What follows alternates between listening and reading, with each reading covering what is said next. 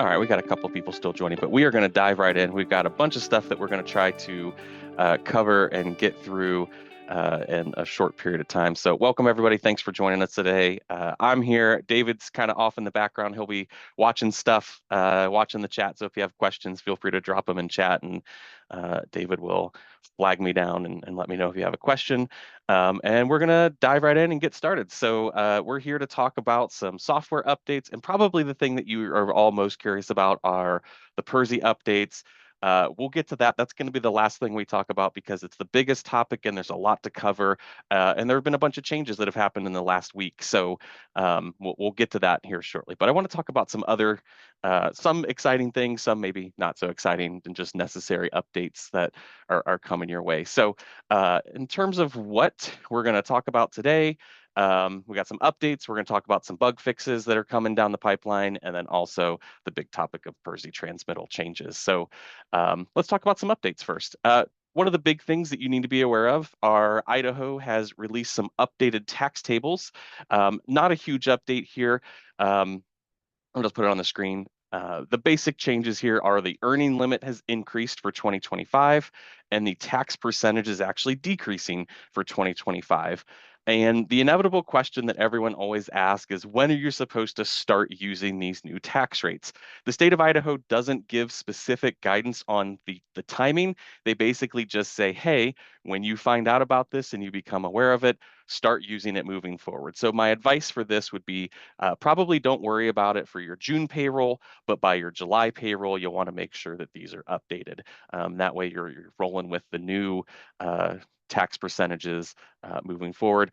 If you get a little bit behind and you don't update them on time, it's probably not a huge deal because the percentage is decreasing, which just means your employees are going to put a little extra in the pot if you don't change them by the July payroll. So those are the basic changes right there. The way that these are updated is the same as it's always been. There's the tax table file, and it doesn't matter if you're on Postgres or CISM. You're going to download the file from our share file server. And if you're on the ISM version, you just drop it into your payroll folder and you're done. If you're on the Postgres version, which most everybody is at this point, you download the file and you have to import it into the payroll program. We're not going to cover the importing process today since we have a bunch of stuff we want to talk about, but all the instructions are available in the Help Center. You just go to support.i2mfinance.com, go to the payroll section, and you'll see that there's two articles for updating your tax tables. So the main thing is before your July payroll, go to the server, download the files, and then make sure you either add it to your payroll folder or import it into the database. And that'll ensure that your tax rates are updated for Idaho for the year 2025. And there's no changes right now to the federal tax tables. So those are all staying the same. So that's the first that's ready to go. You can actually download those files starting today. I uploaded them to the server this morning and they're available if you want to get a head start on it, but no rush, just probably before July.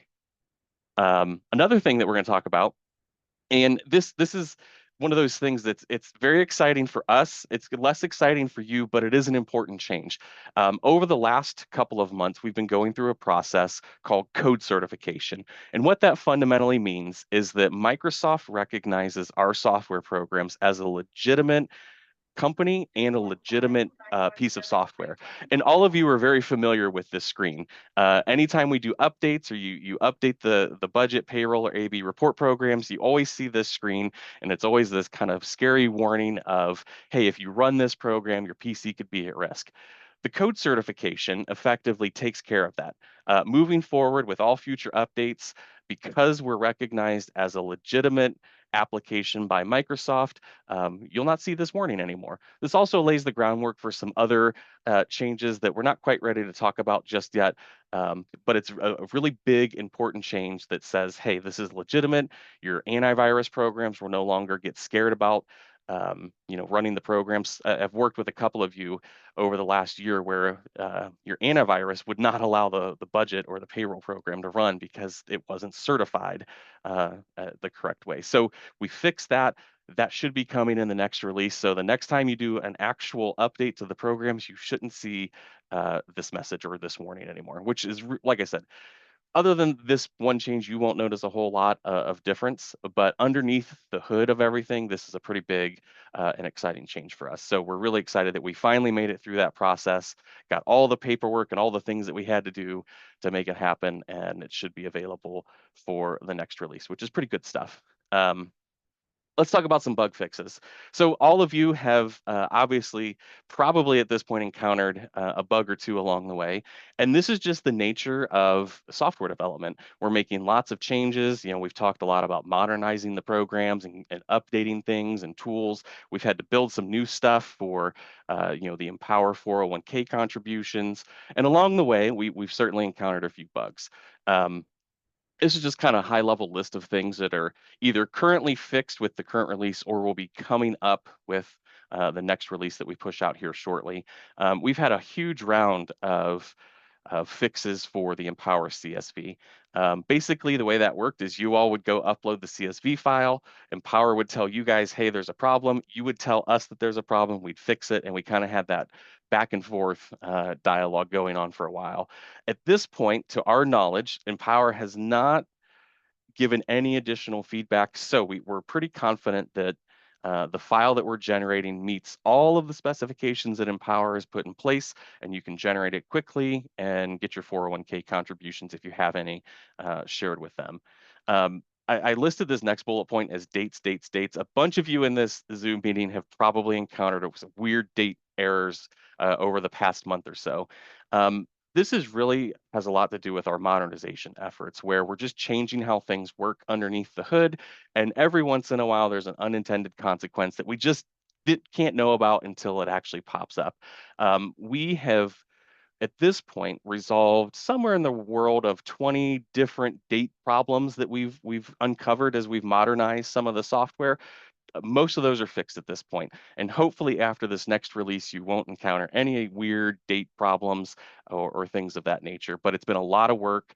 Our developer, John, has been very diligently going through and making sure all of our dates and all of the places work correctly, which is a huge lift, but it's a good thing. And again, laying the framework and the groundwork for continued modernization, which we'll talk maybe a little bit about today. We had some issues with PDF alignments not generating 100% correctly.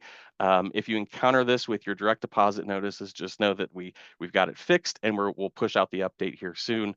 And then finally, we had a bug with importing leave data from either Time Clock Plus or ReadySub or a couple of other tools. We've got that fixed, and I see Tanner, you're in here. With the next release fixes the import for you guys, and then we're working on a fix for the Time Clock Plus import. Not everybody uses these functions, but it's a fast way to pull your leave data from another application if you use them and get it imported into our software. So we've been doing some testing on those, and they should be released before you need to do your next leave import. And again, another round of a huge amount of work to get it updated and modernized, but by the time we do the release, it'll be ready to go. So lots of bug fixes. There's a couple of other little things that probably aren't worth talking about because nobody's really going to notice the bug fixes, just little things underneath the hood that very few people are going to encounter. But those are the big things that we've been working on over the last couple of months, is getting these things really dialed in. So that's bug fixes, and that'll be in the next release. All right, let's talk about the thing um, that everybody's curious about. Should you do something different for this payroll's leave upload? Honestly, Tanner, if you call or email us, if you need to do it before we issue the update, yeah, give us a call or email us first, and we'll help you get through that process. My advice would be don't run the import tool until we give you the update, and if you need to do it beforehand, let me or David know, and we'll get you taken care of. It's a really good question. Yeah, because your version that you have now, it's still fundamentally broken. Assuming we can get all of our testing done quickly, we're going to try to get these releases out before you need to do it again. So, but if you're not sure, yeah, call or email first, and we'll make sure you're you're good to go. Good question. All right, PERSI transmittal updates. This is the big topic that we're going to spend most of our time talking about this morning. So, you got an email. Well, actually, you got the email for this webinar last Thursday, and at that point in time, we had expected the PERSI transmittal updates to basically be 100% live in the month of July. And then a day later, on June 13th, we got an email from PERSI that basically shared an updated timeline for this PERSI transmittal change that they're making. So let me share. If you haven't seen this, we actually sent out another email just a day or so ago with this particular timeline highlighted, and this matters quite a lot because this shifts what we thought would be a July release for everything to significantly longer than we had initially thought. And this is one of the reasons why we're not pushing the update out like today, because we have to make a few changes based on this updated timeline.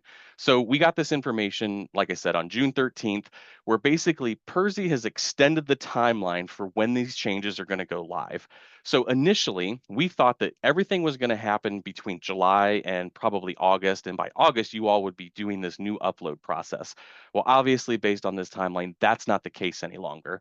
So what's happening right now is we are building the tools and we are doing all of the file testing ourselves. What's really great, PERSI has given us access to some tools that allow us to do all the testing without needing you guys to do it for us, which is very, very handy. Not that we don't love working with you all, but it eliminates an extra point of contact, right? We can go straight to PERSI, they can give feedback directly to us, we can make changes, and it kind of eliminates the extra steps of having to produce new programs, have you guys download them, do the testing. So this is really good. So that's where we're at right now. The file certification process, where we generate files, we test them with PERSI's tools, and assuming that that goes well, our updates will be ready to go when PERSI's ready to go. But what they've done now is they've built in a training period where our understanding is that they will be reaching out to you all to let you know when there's some training available. And that's not happening until the month of September and October is when they will do all of the training for business managers. And so I would definitely keep an eye out for those contacts from them, because that'll be the point where they should be showing you what the new website might look like and how you're going to go about uploading all the files that they're now asking for. After the training's complete, then they're going to have a process that you have to get yourself set up as an employer on their new system. And then once that's done in the month of October, they're doing this phased launch, which this will make sense here in a minute. But basically, it sounds to like, from our perspective, they're not going to roll everyone over to the new system all at a single point in time. They're going to do it over a span of 4 months, started in November and lasting until February. And what's tricky about this, and it's also cause for us to need to rethink our release timeline, is we can't know when you are going to be migrated to the new system. So we have to build things in a way that allow you to use both the old transmittal style and the new transmittal style, knowing that at any point from November through February, you might get moved over to the new platform. So that's kind of what the current timeline is. And that's one of the reasons why we're going to hold back the PERSI updates for just now, the software updates, I should say. So this next release that you download from us, you're not going to see any of the new PERSI tools, namely because you don't need them right now, and you can't use them until probably at the earliest October. So we're actually going to hold some of this back, but we still want to talk about what's changing so that you're aware and ready to go, and you can be thinking about the new processes as they get up and running. So let's talk a little bit about what's actually changing here. Um, this is the current transmittal. Every month you do this process, you go into the retirement module, you click build transmittal, and it spits out a single large file with all of your PERSI information. Pretty straightforward process. What they're doing when this rolls out and goes live later this year is your new transmittal will be up to 3 files. And I say up to because you're not always going to have all 3 files. It really is going to depend on which data you need to report to PERSI. So what are these 3 new files? First, we have what they're calling an enrollment file.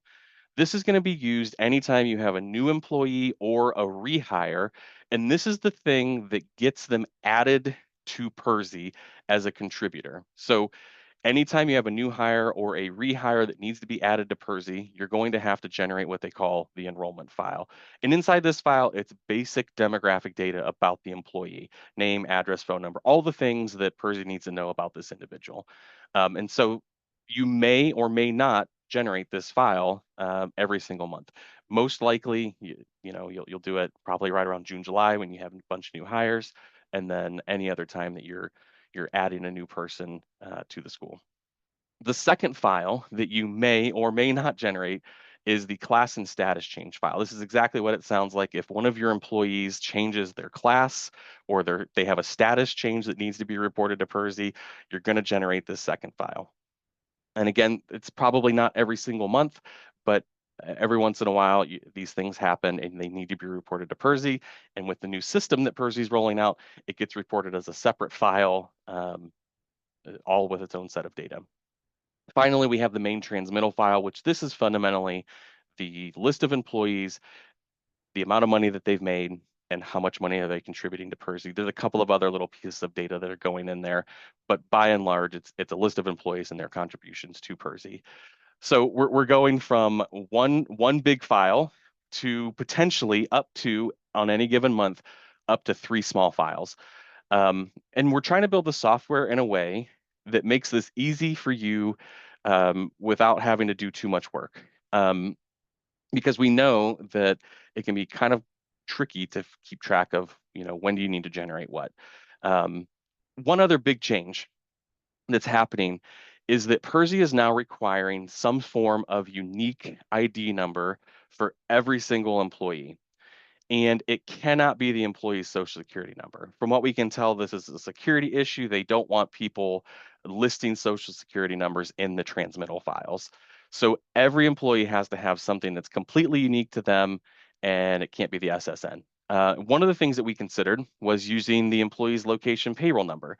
The problem that we ran into with that is that an employee, although uncommon, the location payroll number can change, right? If you're making heavy use of locations and they move from one building to the next, that changes their location payroll number. Well, when that happens, you then have extra work to do. What we've kind of settled on for the moment is you all use the EDU ID when you do icy stuff. Um, we're probably going to rely on this as the unique number that identifies every employee at your building. The reason being is the number is going to stay the same, and a bunch of your employees probably already have this data saved in the database. The other problem we're running into is we really don't have any other number that we can use in the payroll program. From our perspective, Social Security number, of course, is the completely unique thing that everybody has. That never changes, right? It's kind of the thing that most people use, but PERSI says we can't. So we're leaning towards that the EDU ID as being the thing that everybody probably has one. If they don't have one, it's pretty straightforward to generate one. And again, most employees already have it saved in the database. So the EDU ID is the ID that we will include in the file as the employee's unique identifier. So if you have thoughts about that, I'd be curious to hear them. I know that you like everybody associates EDU ID with IC, and we're kind of repurposing it and sending it over to PERSI. And it's not going to do anything special here. It's not going to be tied to IC in any way. It's just a unique number that we can guarantee is going to stay the same for your employees. With the idea being, we don't want you to have to do extra work because the ID number changed or the location payroll number changed. So that's one big change though, because the previous transmittal relied exclusively on the employee's social security number, and it was included in the file every time you generated it. So like I said, I think this is a security thing. They want to improve security, reduce the chance that a SSN gets exposed. So former employees in our system are using EDID. You would only need that if you're reporting that person to PERSI for some form of contribution. So let's say they're terminated and you're not reporting them to PERSI, there would be no need to add an ID number for them because they'll never be included in a PERSI file. That's a good question. We will definitely talk. So our understanding is that anybody that works for a school can have an EDU ID. Yeah. So Tanner, if it's a sub, we should be able to generate an EDU ID number for them. The alternative, and I'll add a disclaimer here. The alternative is to Debbie's point. We are going to move the EDU ID. We're not going to move it off the IC screen, but we are going to put it on the employee screen, so it's easier to identify and add it directly onto the employee page. So Tanner, to your point, do subs have one? Our understanding is that they can have one, right? You go to the IC website, you can generate one. Again, heavy disclaimer here. You could enter any number you want in that field for a sub, as long as it's completely unique to that individual. Because again, they're never going to get reported to IC. They're only going to get reported to PERSI. And again, we'll talk more about this once we get a little closer. Um, what's confusing is calling it the EDU ID because everybody associates that exclusively with icy. For a sub, it can literally be any number that's completely unique. Um, Again, heavy disclaimer, we want to be very thoughtful and careful when you do that, because the goal is something that is never going to change. It's going to be consistent for the duration of their employment at your school. Otherwise, you're going to get roped into having to make a bunch of manual changes with PERSI, and that's just annoying. So, but yes, our plan is we will move it to the employee screen. It'll still be visible on the IC screen, just like it always has been. And we're also doing a couple of little things on the IC side that will help along the way. So, um, yeah, so again, lots to talk about here, and I know it can be a little confusing, but this seems like a pretty solid way to identify employees uniquely, ensure it's a number that's never really going to change, and then saves you all from having to do a bunch of manual work down the road. Will this number follow our substitutes to other PERSI employers? I'm not actually sure about that, Cindy. I can find out though. I'm uncertain as to how that might work, but I'll find out and we can let you know the next time we talk about it. And we recognize this is a huge change. Like, you haven't had to do this before. The only other option that we really have in this case would be to create a whole brand new field for every employee and then have you guys manually assign numbers, which just didn't feel like a great option. That's a bunch of manual entry for you guys that we figured you probably didn't want to have to do. So that's why we kind of settled on an EDU ID as being a thing that might be less work for in the long run. So yeah. Oh, cool. Thanks, Debbie. Yeah, so Debbie says when subs get printed, they get an EDU ID number, so they likely already have one. Just check with whoever does fingerprints. Yeah, cool. That's great. Thank you, Debbie. Um, so yeah, this is a big change. We know it's a big change. It'll tweak, some of your workflows. The main thing to keep in mind is just you kind of have to separate the EDU ID for IC from PERSI. It's technically two separate things. We're just reusing the number because it feels like a really good solution. Um, uh, so Ryan, that's a good question. Really, the Empower is a completely separate thing at this point. Their formatting is completely different. The data that they want is completely different. The way they want it reported is completely different. The one thing that, if you look at the Empower file, the Social Security number is included in that file every time you generate it, which is kind of funny, given the changes that are coming to the main transmittal. They also had a field for a second ID number. In that instance, we did use the location payroll number for that. Um, but because the Social Security number is there, like that's the unique, as far as we know, the unique identifier for an employee on the Empower side. Yeah, Empower and PERSI are two separate things at this point, and the way that they want data is very, very different. So what we do right now, talking about this main transmittal, has no impact on the Empower stuff at all, outside of the dates that paychecks are reported. That's a really good question though, Ryan. Um, yeah. So yeah, so it's in addition. Yeah, these are extra things that are coming down the pipeline, but you won't have to do anything for your Empower. Yeah. Um, you should probably already be doing Empower if you haven't already. Um, Although the last time we've heard from PERSI, the last email I got about this was roughly 50% of schools had started their Empower transmittals, and I suspect that could be a reason why this main transmittal's been pushed back a little bit, because a lot of people just aren't doing it. The advice here would be, if you're not working with Empower already, reach out to them directly so you can get started, because there's a process that you have to go through to get your file approved and all of that. And Ryan, if you shoot me an email after this webinar, I can give you the contact info for Empower. There's a specific person that you can reach out to that can get you started. Yeah, good question.